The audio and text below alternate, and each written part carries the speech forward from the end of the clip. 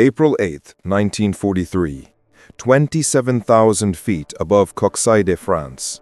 Through the crystal-clear canopy of his Focke-Wulf 190A5, Oberleutnant Rolf Hermiken watched the ungainly silhouettes climbing laboriously toward his formation. The veteran ace of Jagdgeschwader 26 studied the American fighters making their combat debut over occupied Europe with barely concealed amusement. "The Amis had sent us flying milk bottles," he transmitted to his wingman, unable to suppress his laughter at the sight of the massive Republic P-47 Thunderbolts struggling for altitude. Below them, 16 P-47C Thunderbolts of the 4th Fighter Group lumbered upward in tight formation, their 2,000 horsepower Pratt & Whitney R2800 double Wasp engines straining against their 7-ton weight. To German pilots accustomed to the sleek Spitfires and nimble Soviet fighters, these corpulent American machines appeared almost comical. Barrel-shaped fuselages topped with greenhouse canopies, wings that seemed too small for their massive bodies, propellers that dwarfed anything in the Luftwaffe inventory. What Hermiken didn't know, what none of the German pilots circling like wolves above could have imagined, was that they were witnessing the arrival of the weapon that would systematically destroy the Luftwaffe's fighter arm. Within 18 months, these flying milk bottles would transform from objects of derision into instruments of terror, their 8.50 caliber machine guns becoming the most feared sound in German skies. The mathematics of destruction were already loaded in those broad wings. 3,400 rounds of ammunition, a combined rate of fire of 6,000 rounds per minute, enough concentrated firepower to saw a Messerschmitt in half in less than 2 seconds.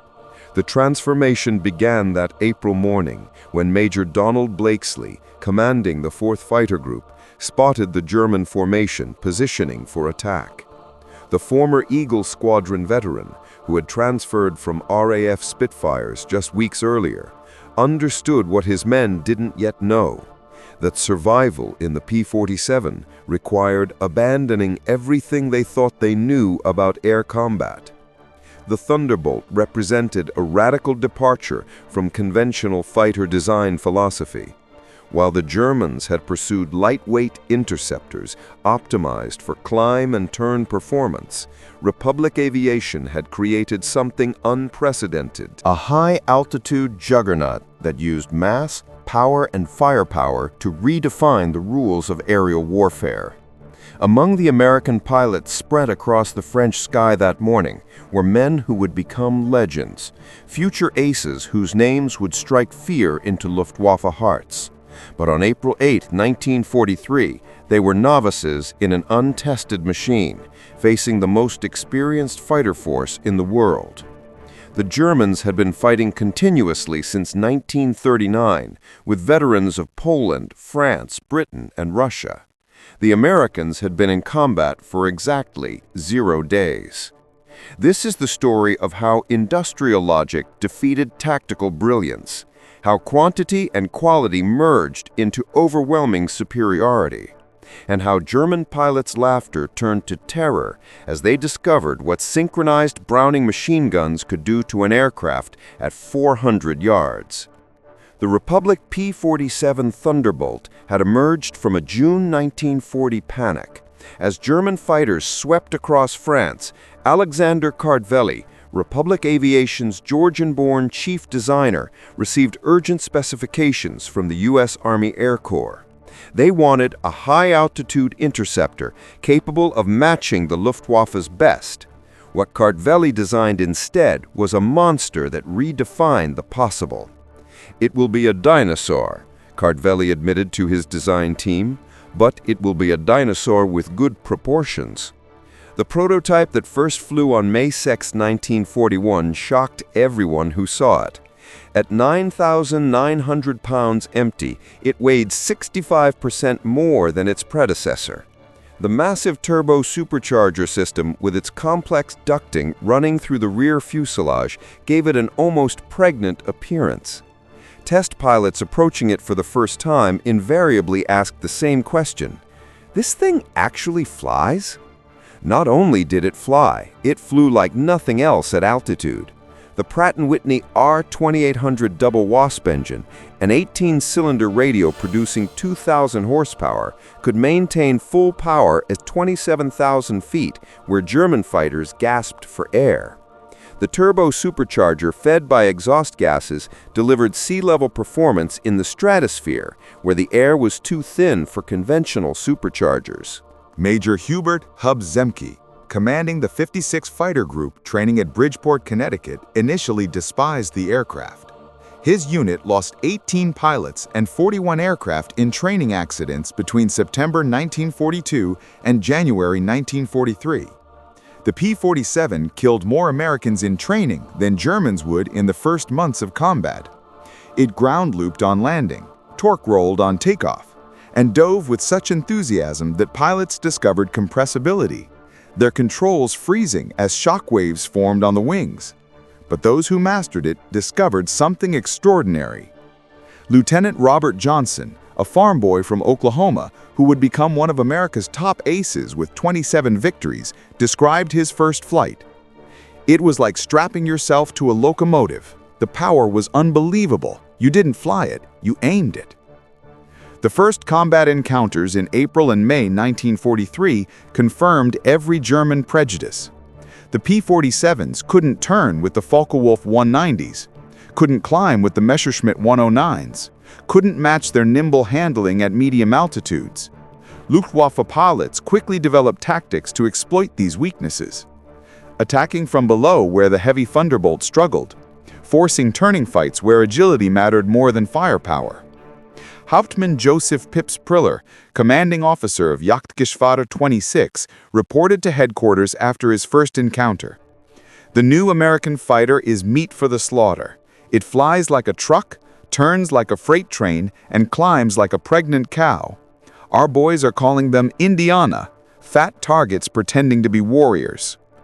The statistics seem to confirm German confidence.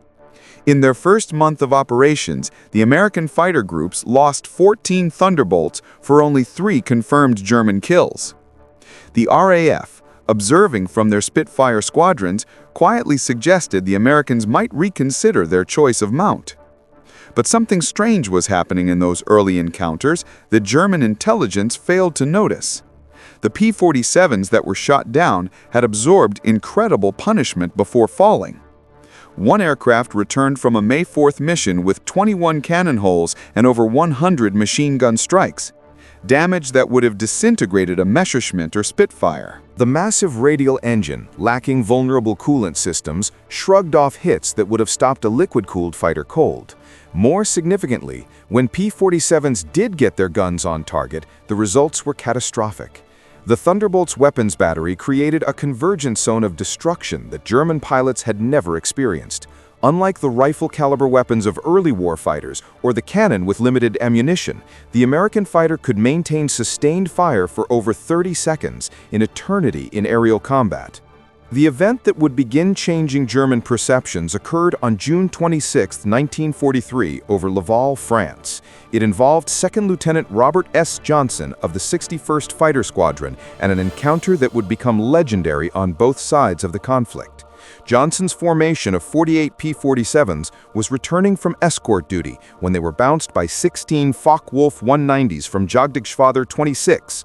The Germans executed a perfect attack, diving from the sun with overwhelming speed advantage. Johnson's Thunderbolt, flying at the rear of the formation, was caught in the crossfire of multiple attackers, taking catastrophic damage in the first seconds of combat.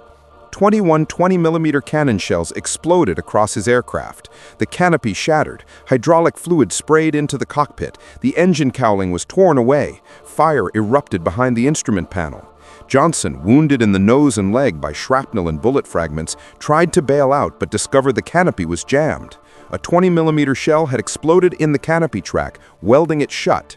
He was trapped in a dying aircraft at 27,000 feet. What happened next defied every assumption about combat damage tolerance. Despite having no forward visibility through the oil-covered windscreen, a barely functioning engine that shook violently, and controls that responded only intermittently, Johnson managed to level the aircraft and pointed toward England. The P-47 continued flying with damage that would have reduced any other fighter to falling debris. Then it got worse.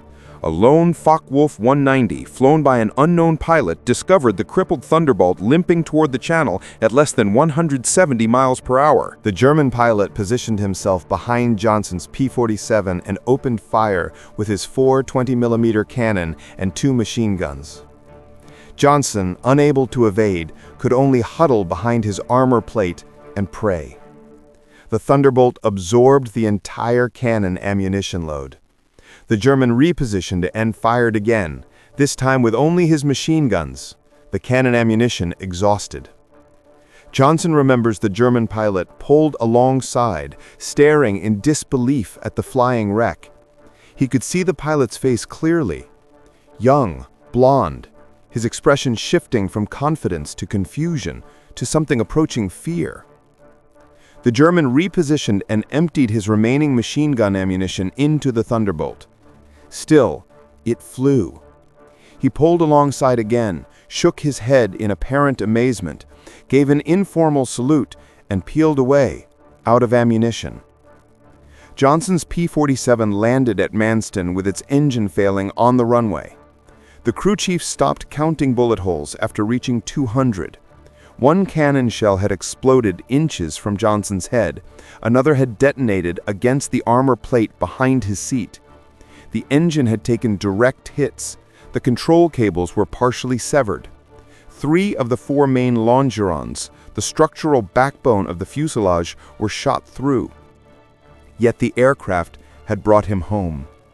The survival of Johnson's aircraft sent shockwaves through both air forces. American engineers studying the wreckage realized they had underestimated their own creation. German intelligence, receiving combat reports, initially refused to believe it. No aircraft could absorb that much punishment. But testimony from multiple pilots confirmed the impossible. The Thunderbolt had taken everything the Luftwaffe's best fighter could deliver and survived. By July 1943, American pilots were learning to exploit the P-47's true strengths. Lieutenant Colonel Hubert Zemke had discovered the secret through brutal trial and error. Don't turn with them. Don't climb with them at low altitude. Use your weight, use your power, use your guns. The Thunderbolt's massive weight, initially seen as a disadvantage, became a weapon. In a dive, nothing could catch it. From 30,000 feet, a P-47 could reach 550 miles per hour, faster than any German fighter could achieve, even in a vertical dive. This speed could be converted to altitude in a zoom climb that left pursuing fighters helplessly behind. Captain Walker, Bud Mahurin, who would become one of the first American aces in Europe, developed what became known as the boom and zoom tactic. Instead of engaging in traditional dogfights, P-47 formations would climb to 30,000 feet, higher than German fighters could effectively operate. When Luftwaffe fighters appeared below, the Thunderbolts would roll inverted and dive, reaching speeds that made deflection shooting impossible for defending Germans. At the bottom of these dives, the American heavy machine guns would speak. German pilots who survived described it as facing a wall of lead, the combined firepower creating an impenetrable zone of destruction. Aircraft caught in this convergence pattern didn't just fall, they disintegrated. The true revelation of American firepower came during the August 17, 1943 dual raid on Schweinfurt and Regensburg, the deepest penetration into Germany attempted to that date. Major David Schilling, leading the 62nd Fighter Squadron, encountered a formation of Messerschmitt 110 destroyer aircraft positioning to attack B-17s with their heavy cannon and rocket armament. The twin-engine German fighters, heavily armed but less maneuverable, were the Luftwaffe specialized bomber killers. Schilling's flight of 4 Thunderbolts rolled into their attack dive from 28,000 feet. Unteroffizier Hinrich Roth, a gunner in one of the Me-110s who survived, later recounted in POW interrogation. The American fighters came down like hammers from heaven. I opened fire at 800 meters, good hits. I saw them strike the fighter's wing. The P-47 didn't even wobble. Then he fired. The aircraft ahead of us simply came apart, not shot down, destroyed. Wings separated from fuselage, tails severed. The crew compartment shredded into metal confetti. In 2 seconds, a 110 became nothing. 8 Messerschmitt 110s were destroyed in less than a minute. The German pilots had never experienced such concentrated firepower. Each P-47 carried 425 rounds per gun, 3,400 rounds total, weighing nearly 900 pounds. At convergence distance, typically set at 300 yards, all 8 guns' ballistic paths intersected in a zone roughly 6 feet in diameter. Anything in that zone faced 100.50 caliber projectiles per second, each traveling at 2,900 feet per second. The ammunition itself was a revelation of American industrial capacity. While German fighters struggled with limited cannon ammunition, typically 120 to 200 rounds for a 20mm weapon, American pilots could maintain fire for over half a minute. The standard combat load mixed armor-piercing incendiary tracer, and standard ball ammunition in patterns designed to both destroy and ignite. Lieutenant Colonel Francis Gabby Gabreski, who would become the top American ace in Europe with 28 victories, described the effect. When you hit them with all 8, they don't just go down, they explode. I saw a 109 literally cut in half, the tail falling one way, the nose and wings another. The pilot never knew what hit him. By September 1943, the Luftwaffe was discovering another horrifying reality about the P-47. Its performance improved dramatically with altitude, while German fighters suffered. The turbo-supercharged double Wasp engine maintained its rated power output up to 30,000 feet. German fighters, relying on single-stage or two-stage mechanical superchargers, saw their performance degrade significantly above 25,000 feet. Oberlieutenant Hans Philipp, one of Germany's most successful aces with 206 victories, encountered this reality fatally on October 8, 1943. Leading Jagdgeschwader 1 against a B-17 formation at 28,000 feet over Bremen, Philipp found his FW-190A6 sluggish and unresponsive in the thin air. The BMW 801 engine, powerful at medium altitudes, was gasping for oxygen nearly 6 miles above the Earth. When P-47s of the 56th Fighter Group dove on his formation from 32,000 feet, the German fighters were sitting ducks. Robert Johnson, now an experienced combat pilot on his way to ace status, was flying at 31,000 feet when he spotted Phillips' distinctive Focke-Wulf with its elaborate nose art. Johnson's combat report was clinical. Opened fire at 300 yards, 30-degree deflection. Observed strikes along entire fuselage. Enemy aircraft exploded. No parachute observed. Phillips' death sent shockwaves through the Luftwaffe. If one of their best, a man who had survived over 500 combat missions on both eastern and western fronts, couldn't survive against the Thunderbolts, what chance did average pilots have? The German High Command ordered an immediate investigation into the P-47's capabilities. The report delivered to Reich Marshal Hermann Göring in November 1943 was sobering. The Thunderbolt's service ceiling exceeded 42,000 feet, higher than any German fighter could reach. Its dive speed approached the sound barrier. Its armor included 3/8-inch steel plate behind the pilot, half-inch bulletproof glass windscreen, and armored deflection plates around the engine. Most disturbingly, its rugged construction allowed it to absorb damage that would destroy 3 conventional fighters and still return home. In January 1944, a new variant of the P-47 began arriving in England that would complete the transformation from laughingstock to nightmare. The P-47 D-22 featured a Hamilton standard hydromatic propeller with paddle blades, 13 feet in diameter, with broad chord blades that bit into the air like massive oars. The improvement in climb rate was immediate and dramatic. Where earlier Thunderbolts had climbed at an anemic 2,200 feet per minute at sea level, the paddle blade variants could achieve 3,000 feet per minute, matching or exceeding German fighters at most altitudes. The massive propeller also improved acceleration, allowing P-47s to build energy faster in level flight. Hauptmann Heinz Knoke of Jagdgeschwader 11, a veteran with over 200 combat missions, encountered the new variants in February 1944 during a bomber interception near Hanover. He wrote in his combat diary, "The fat American fighters have learned to climb.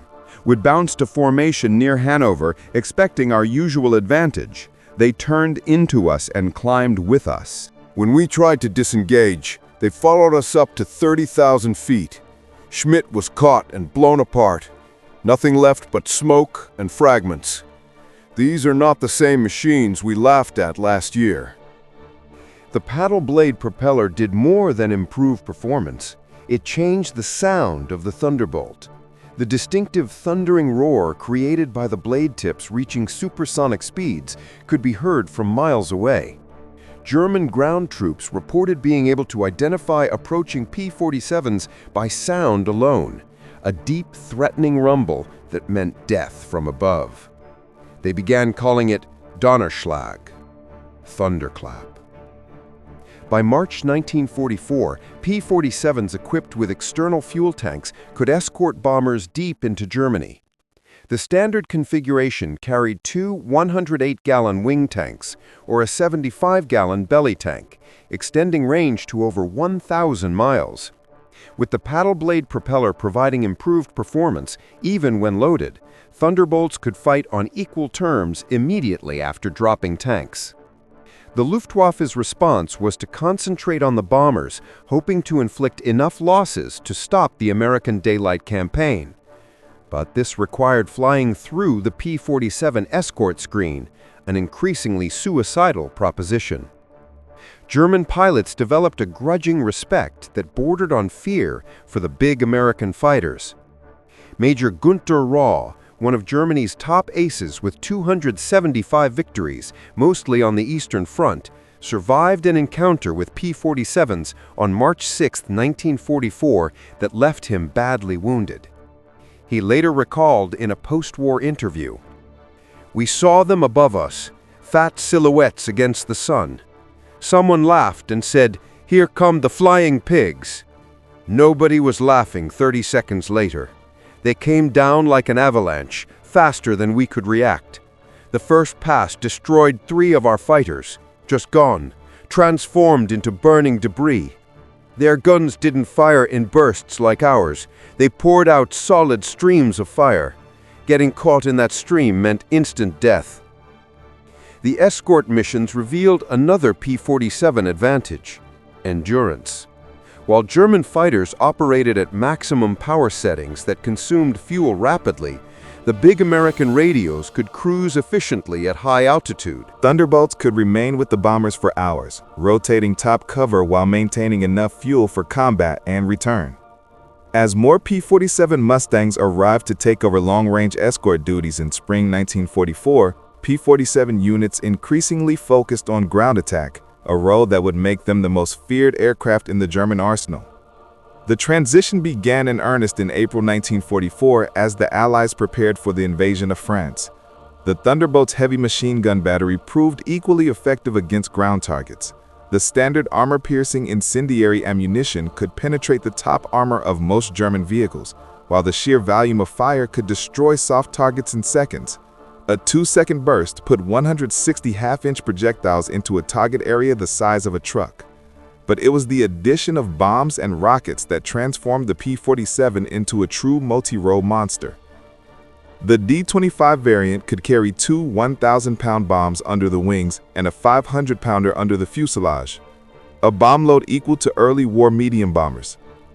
Later variants added zero-length rocket stubs for 10 5-inch high-velocity aircraft rockets, each equivalent to a 105mm artillery shell.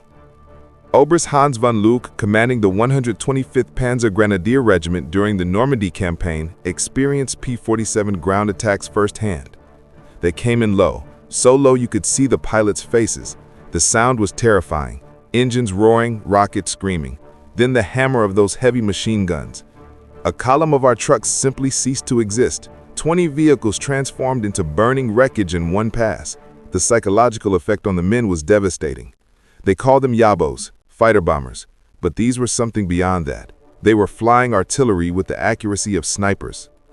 On June 6, 1944, the Luftwaffe discovered how completely the balance of power has shifted. Over 500 P-47s provided air cover for the invasion, creating an impenetrable umbrella over the beaches. German fighters attempting to reach the landing zones were massacred. Oberleutnant Wolfgang Fischer of Jagdgeschwader II, one of only 3 German pilots to reach the beaches that day, reported the sky belonged to the Americans. Thunderbolts were stacked from sea level to 30,000 feet. We tried to break through at dawn. 12 fighters from our group. I was the only one to return.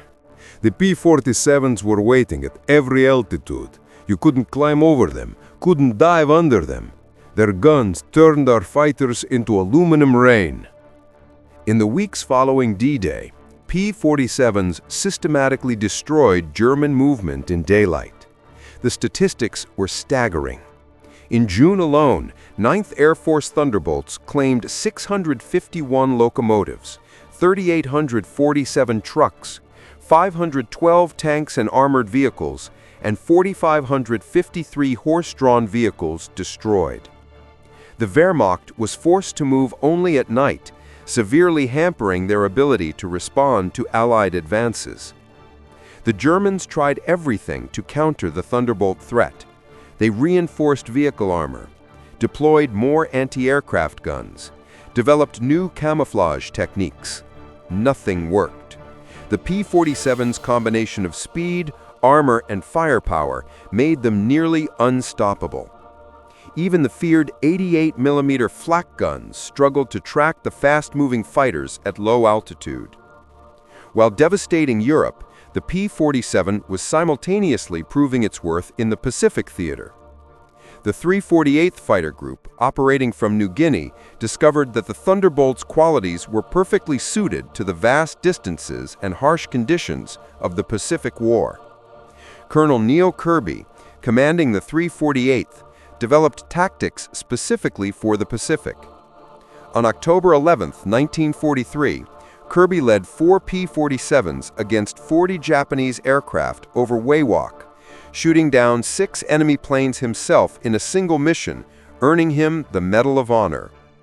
The Japanese, accustomed to fighting nimble but fragile American fighters, were unprepared for the P-47's combination of firepower and durability.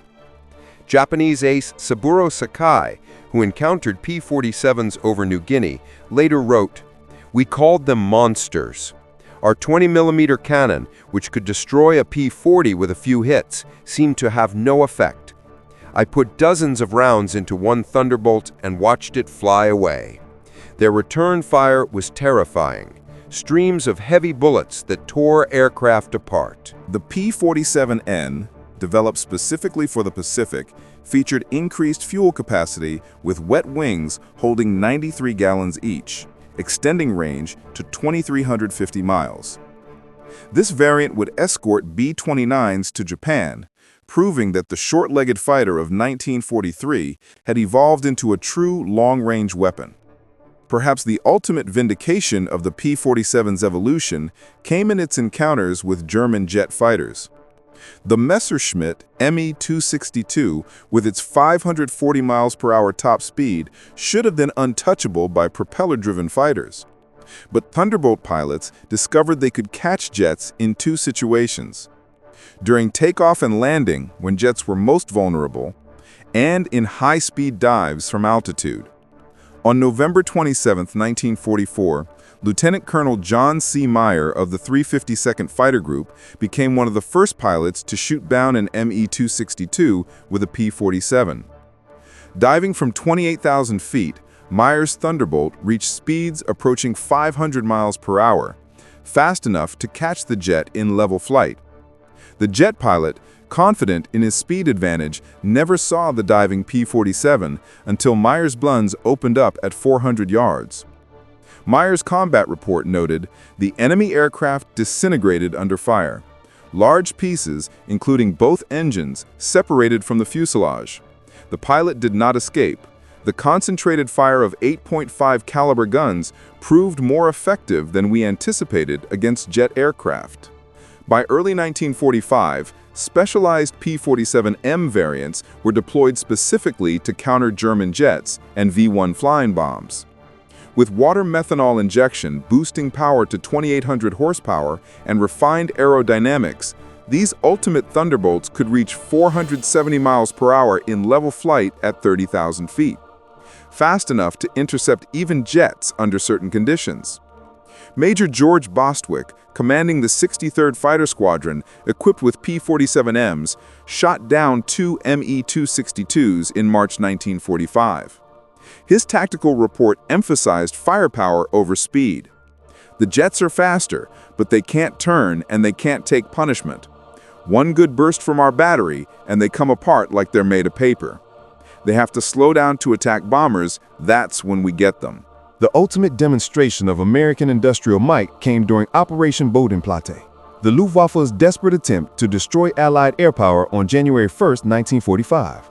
Nearly 900 German fighters, including their best remaining pilots, launched surprise attacks on Allied airfields across Belgium and the Netherlands.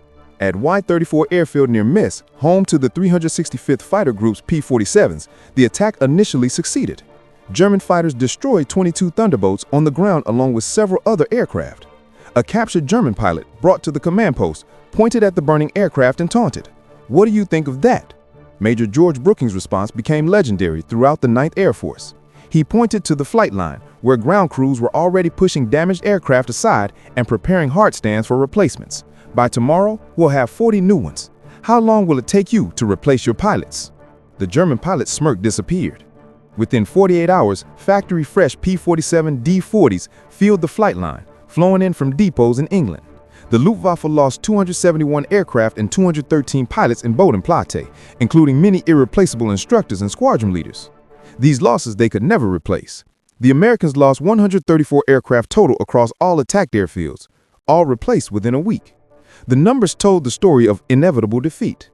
Republic Aviation produced 15,683 P-47s during the war, more than any other American fighter. At peak production, the Farmingdale factory on Long Island completed 1 Thunderbolt every hour around the clock. The Evansville plant in Indiana, built from empty farmland in 1942, was producing 500 aircraft per month by 1944. Each P-47D requires 65,000 individual parts, 8 miles of electrical wiring, 2,000 pounds of aluminum, and 300 pounds of rubber. The engine alone contained 2,400 individual components machined to tolerances of thousandths of an inch. Yet American workers, many of them women who had never seen an aircraft before Pearl Harbor, assembled these complex machines with precision that exceeded peacetime standards. The ammunition production was equally staggering. Each P-47 sortie required 3,400 rounds of .50 caliber ammunition. With hundreds of Thunderbolts flying daily missions, ammunition consumption exceeded 10 million rounds per month by mid-1944. The Lake City Arsenal in Missouri, one of several ammunition plants, produced 30 million rounds monthly. Each cartridge was manufactured to tolerances measured in 10,000th of an inch, ensuring reliable feeding through the synchronized gun mechanisms. Even more impressive than aircraft production was pilot training. By 1944, the United States was graduating 30,000 pilots annually from advanced training, more than Germany had trained in the entire war. Each P-47 pilot received a minimum of 400 hours of flight training before entering combat, including 100 hours in advanced fighters. German pilots, by contrast, were entering combat with less than 100 hours total time by war's end. The quality showed in combat. American pilots arrived in Europe trained in formation flying, instrument navigation, gunnery, and tactics. They had practiced against captured German aircraft, understanding their enemy's capabilities and limitations. They knew their aircraft systems intimately, having studied technical manuals that German pilots never received. Lieutenant Eugene Roberts, arriving in England in September 1944, exemplified the American training advantage. I had 420 hours in my logbook, including 75 hours in the P-47. I'd fired at towed targets, practiced deflection shooting, studied gun camera film from actual combat. My first mission, I knew exactly what to do. The German pilot I faced couldn't have had half my experience. It wasn't even a fair fight. In March 1945, Oberst Josef Prieler, the same pilot who had mocked the P-47s as pregnant cows 2 years earlier, was interviewed by German propaganda officials seeking to boost morale. His statement, deemed too demoralizing for publication, revealed the complete transformation in German attitudes.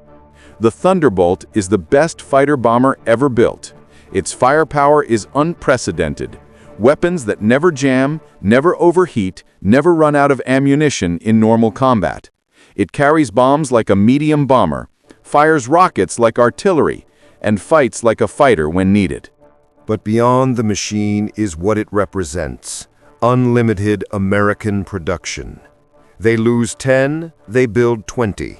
We lose 1, it's gone forever. Their pilots arrive better trained than our instructors. They have fuel for training, ammunition for practice, spare parts for everything. We have nothing but courage.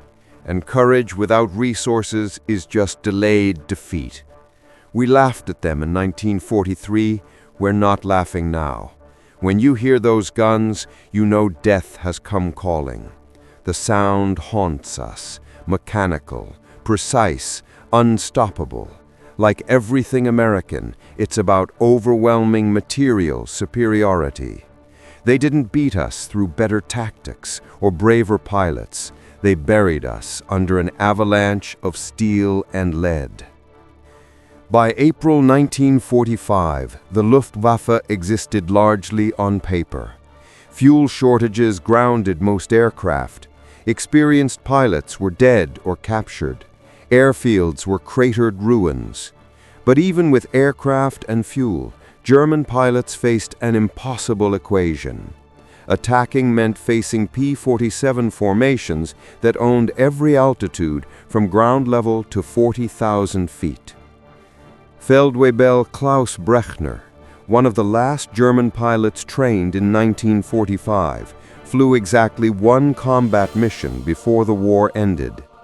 His encounter with P-47s over Leipzig lasted 12 seconds. I saw them diving from above, 4 Thunderbolts in perfect formation. I tried to turn, but they were too fast. The leader fired from 500 meters. My aircraft shook like it was hit by sledgehammers. The engine exploded. The wings separated. I barely escaped. In the parachute, I watched them destroy my entire Staffel. 6 fighters gone in under a minute. The sky rained burning aluminum and bodies. The psychological impact was complete. German pilots developed what medical officers called Yabo fever, physical symptoms of stress appearing when Thunderbolts were reported in the area. Veterans who had faced Spitfires and Hurricanes without fear became physically ill before missions against P-47s. The distinctive thunder of approaching Thunderbolts caused panic among ground troops who knew that survival meant finding cover immediately. The final statistics of P-47 operations defied comprehension. In Europe alone, 3,752 German aircraft destroyed in aerial combat. 3,315 aircraft destroyed on the ground. 86,000 railway cars destroyed. 9,000 locomotives destroyed. 6,000 armored fighting vehicles destroyed. 68,000 trucks destroyed. 60,000 horse-drawn vehicles destroyed. In the Pacific, 697 Japanese aircraft destroyed in aerial combat, 150 aircraft destroyed on the ground, 1,500 vehicles destroyed, 150 locomotives destroyed, countless barges, ships, and installations. The 9th Air Force alone, primarily equipped with P-47s, flew 213,873 combat sorties, dropped 120,000 tons of bombs, fired 135 million rounds of ammunition, and launched 60,000 rockets. The Thunderbolt units achieved a 4.6-to-1 kill ratio in aerial combat while maintaining the lowest loss rate of any Allied fighter bomber. Behind these numbers lay the human cost. The Luftwaffe lost approximately 28,000 pilots killed in combat against Western Allied forces. Many fell to the concentrated fire of American heavy machine guns. Each loss represented years of training that Germany could never replace.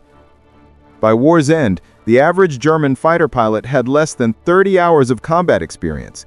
The average P-47 pilot had over 200.